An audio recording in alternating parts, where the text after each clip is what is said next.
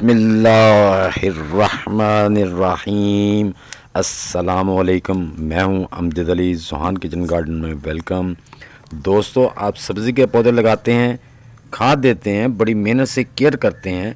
मसलन आपके फूल गोभी के पौधे हों, बंद गोभी के हों, टमाटर हों, जिन पे भी फ्रूट आता है, लेकिन फिर भी पौधों पर अच्छे से फल नहीं लगता या फिर छोटा लगता है और आपको पता ही नहीं चलता कि इसकी वजह क्या है।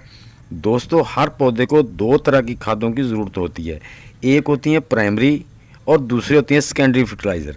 इन सब चीज़ों को समझना ज़रूरी है। पौधे कौन सी खाद कब और कैसे और कितनी मिकदार में देनी है, ये सब जानने के लिए वीडियो एंड तक देखिए, स्किप मत कीजिए।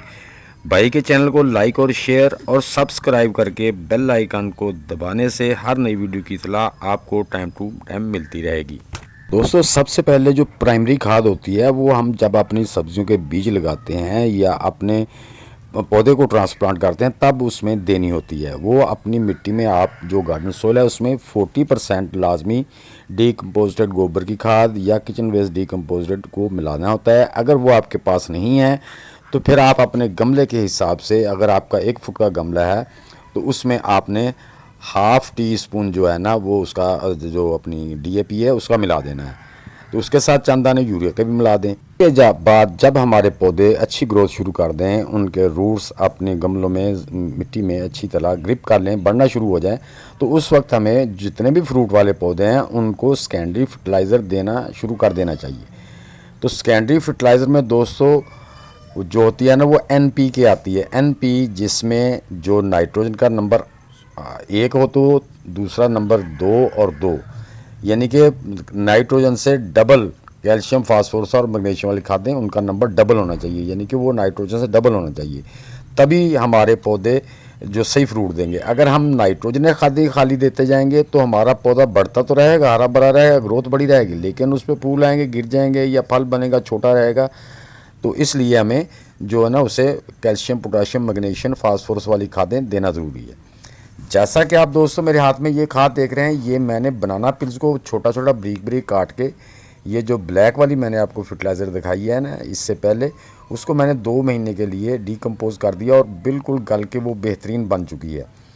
उसके बाद ये जो खाद मेरे हाथ में देख रहे हैं, ये भी मैंने डीकम्पोज की हुई है। इसको तकरीबन 3 मंथ लगे हैं। ये मैंने पहले से तैयार करके रखी हुई हैं।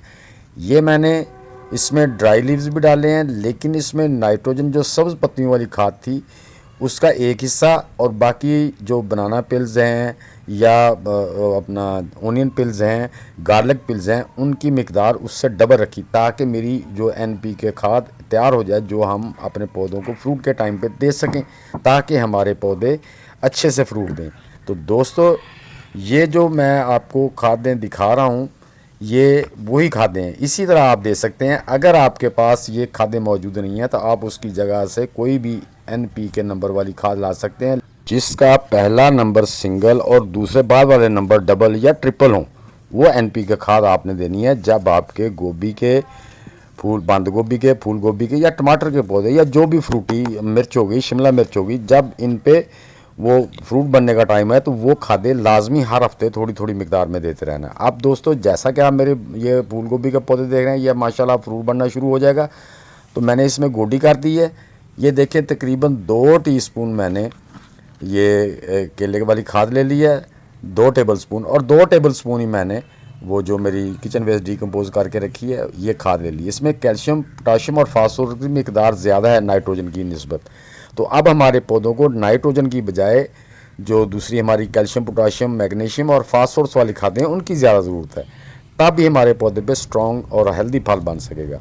इसी तरह ये देखें, मेरे टमाटर के पौधे भी माशाल्लाह अब इन पे फूल आना शुरू हो गए हैं। तो पहले भी मैं इनको केले के छिलकों की खाद या ओनियन पिल्स, और मैं अंडे का जो मुख्तलिफ अपना अंडे का जो चूरा था वो भी देता रहा हूँ। वो मैं चूने का जो भुजा हुआ चूना होता है उसका भी मैंने 1 टीस्पून दिया था। तो अब फिर ये देखें, वो ब्लैक वाली कैल्शियम, पोटाशियम, मैग्नीशियम वाली खादें, और इसमें नाइट्रोजन का नंबर इनसे आधा रह जाता है, तो ये दे रहे हैं ताकि हमारे पौधों पे जो टमाटर लगें वो सेहतमंद हो, नीचे से काले या गले ना, सूखे ना। जो टमाटर बनते हैं, फल भी सही लगता है, नीचे से सूख जाते हैं, वो कैल्शियम, पोटाशियम की कमी की वजह से होता है। ये देखें दोस्तों, फ्रूट आना माशाल्लाह, फूल आने शुरू हो गए पौधे पे।